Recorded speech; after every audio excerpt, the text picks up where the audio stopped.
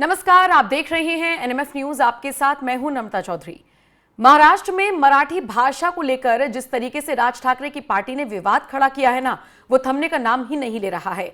और आप ये समझकर चलिए कि इससे महाराष्ट्र में सियासी घमासान मचा हुआ है। कोई भी सुनने को तैयार नहीं है, पीछे हटने को तैयार नहीं है। रही कसर उस वक्त पूरी हो गई जब राज ठाकरे की पार्टी के नेताओं का एक और वीडियो वायरल हो गया, जिसमें वो एक शख्स को सिर्फ इसलिए पीट रही हैं क्योंकि वो हिंदी बोल रहा था। और आपकी जानकारी के लिए बता दूं, ये वही वीडियो है जो वायरल हो रहा है। और ये कोई पहली बार ऐसा वीडियो नहीं आया। कभी बैंकों में घुसकर लोगों को मारा पीटा जा रहा है, ऐसा ही एक और वीडियो पहले भी वायरल हुआ था। और अब तीसरी बार जब एक बार फिर से ये इस तरीके का वीडियो सामने आया तो बीजेपी के नेता भड़क गए और जो महायुति की सरकार है उससे जुड़े हुए नेता हैं लगातार कटाक्ष कर रही हैं। इनमें चाहे अजीत पवार हो या नीतीश राणे हो, एक एक कर आपको दोनों के बयान में आगे सुनवाऊंगी। लेकिन उससे पहले समाजवादी पार्टी के जो महाराष्ट्र में नेता हैं अबू आजमी, उन्होंने कैसे अपना गुस्सा निकाला है ये आपको जानना चाहिए। देखिए, एक बात तो हर कोई कह रहा है और वो ये कि गरीबों को मारना, आम लोगों को पीटना, हिंदुओं पर अपना जोर चलाना, ये राज ठाकरे के कार्यकर्ताओं को शोभा नहीं देता।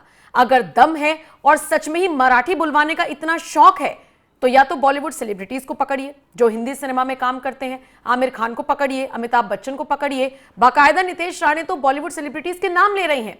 नवीन जिंदल जैसे नेता जो कि बीजेपी के नेता हैं, वो पूछ रहे हैं कि राज ठाकरे के पिता का महाराष्ट्र है क्या। और उन्होंने तो बाप जैसे शब्द का इस्तेमाल किया है, मैंने पिता बोल दिया। इसके अलावा अबू आजमी, सोचिए, अबू आजमी भी यही बात कह रहे हैं कि जो बड़ी बड़ी कंपनीज हैं उनके एम्प्लॉयज को बाहर निकालिए ना, बड़े बड़े लोगों को बाहर निकालिए ना, मराठी बुलवाइए ना।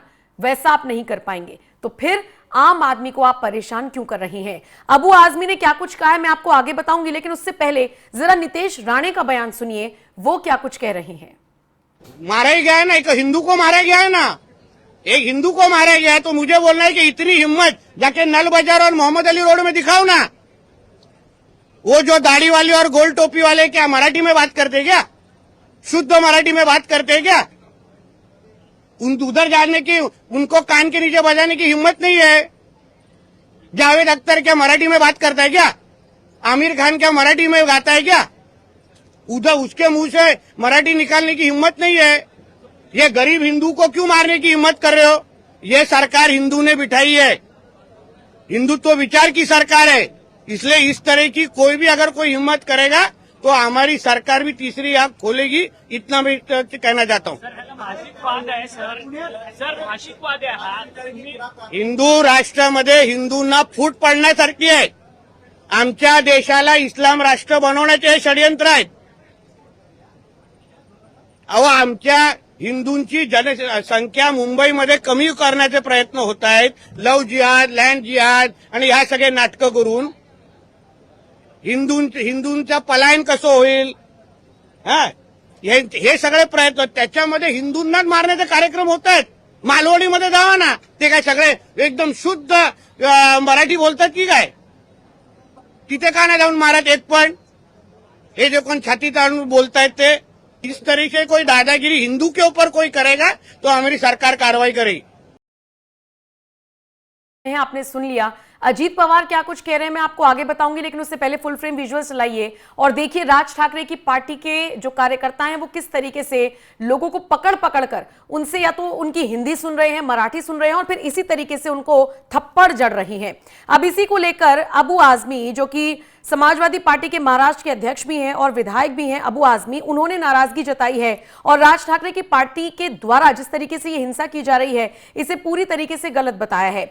एक न्यूज एजेंसी को उन्होंने बाकायदा इंटरव्यू दिया है और इस बातचीत में वो कहते हैं कि क्या सबको मराठी आती है?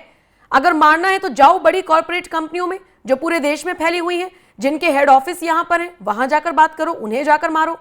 अगर मराठी बुलवानी है तो बड़े बड़े कॉर्पोरेट से बुलवाओ, गरीब को मारने में कौन सी बहादुरी है? उन्होंने ये भी कहा कि सरकार की बुनियाद ही नफरत पर टिकी है, हिंदू मुस्लिम करके सत्ता में आती है। अबू आजमी ने फिर यह भी कहा हर राज्य में अपनी अपनी जुबान की इज्जत है। उन्होंने ये भी कहा कि मुंबई एक इंटरनेशनल सिटी है, यहां मुंबई के मूल निवासी कम और बाहर से आए हुए लोग ज्यादा हैं। लोग आते हैं, काम करते हैं, चले जाते हैं। अब एक जुबान हिंदी है जो आमतौर पर पूरे देश में बोली जाती है। जब इंग्लिश बोलने पर बुरा नहीं लगता तो हिंदी बोलने पर क्यों बुरा लगता है? जहां तक मराठी का सवाल है, भाषा का पूरा सम्मान है, लेकिन जो लोग मराठी नहीं बोल पाते उन्हें आप मार कैसे सकते हैं? यहां कोई कानून नहीं है, सरकार हो या जो भी हो, ये लोग सिर्फ चुनाव में मराठी भाइयों को खुश करने के लिए ऐसा करते हैं। इनके खुद के बच्चे इंग्लिश मीडियम में पढ़ रहे हैं, इनके बच्चे भी रोज की बोलचाल में मराठी का इस्तेमाल नहीं करते, तो फिर जबरदस्ती दुकानों पर काम करने वाले छोटे और गरीब लोगों को परेशान क्यों किया जा रहा है? इसके अलावा आपको बता दें, महायुति सरकार पर भी हमला बोलते हुए नजर आए अबू आजमी। उन्होंने कहा यह सरकार का एक ही काम है, हिंदू मुस्लिम करो और सत्ता में बैठे रहो, मंदिर मस्जिद करो, सत्ता में बैठे रहो, यह सब बंद होना चाहिए। यानी जो समाजवादी पार्टी के नेता हैं अबू आजमी, वो राज ठाकरे पर भी भड़कते हुए नजर आए हैं, बीजेपी के नेताओं पर भी भड़कते हुए नजर आए हैं और कहीं ना कहीं ये बात कहते हुए नजर आए कि सरकार की भी जिम्मेदारी बनती है कि क्या ये सारी चीजें हो रही हैं, इन पर लगाम लगनी चाहिए। और इसी के साथ उन्होंने राज ठाकरे की पार्टी के कार्यकर्ताओं को भी नसीहत दी कि अगर आपको मारना पीटना है, अगर आपको मराठी बुलवाने का इतना ही शौक है, तो बड़ी बड़ी कंपनियों में जाओ, जिनके हेड ऑफिस यहां पर है, उनके कर्मचारियों को बाहर बुलाओ और उनसे मराठी बुलवाओ। ये गरीब आम जनता को आप क्यों टारगेट कर रही है? मतलब वही बात जो नीतीश राणे कह रहे हैं, वही बात जो फडणवीस दोहराते हुए नजर आ रहे हैं, वही बात अबू आजमी कहते हुए नजर आए। कम से कम इस मुद्दे पर तो विपक्षी दल और सत्ता दल एक साथ आते हुए नजर आ रहे हैं, लेकिन न जाने क्यों राज ठाकरे की पार्टी के कार्यकर्ताओं को यह बात समझ नहीं आ रही। इसीलिए नवीन जिंदल ने बाकायदा सवाल पूछा है कि राज ठाकरे के पिता का है क्या महाराष्ट्र? बहरहाल अब इस पूरे कंट्रोवर्सी के बाद अजीत पवार ने क्या कुछ कहा है, उनके बयान के साथ मैं आपको छोड़कर जा रही हूं। अजीत पवार को सुनिए और फिर इस खबर पर और अबू आजमी ने जिस तरीके से ये बयान दिया है, इस पर आपकी क्या प्रतिक्रिया है? कमेंट सेक्शन में आप अपनी राय हमें जरूर दीजिएगा। नमस्कार। नहीं, उनके हक में कौन बोल रहा है जा रहा है? आप ही बोल रहे जा रहा है।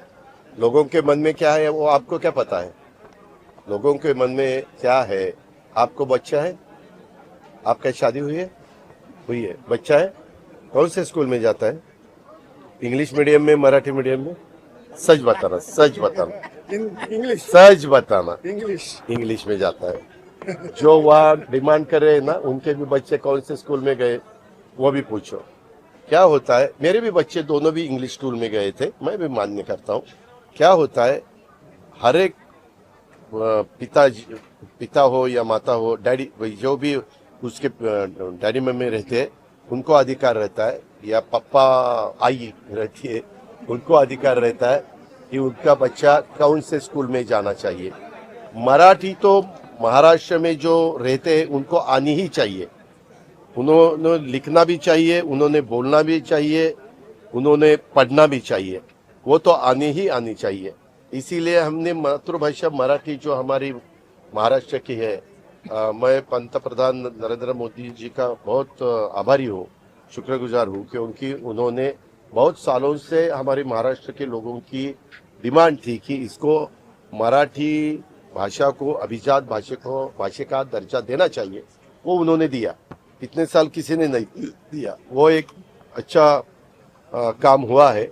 और अभी नए बच्चे जब पढ़ते हैं तो अलग अलग लैंग्वेज उनको आनी चाहिए, उसके बारे में दो राय किसी की नहीं है, लेकिन पहले मातृभाषा उनको आनी चाहिए, ये हमारा कहना है। वो हम उसी रास्ते से जा रहे हैं।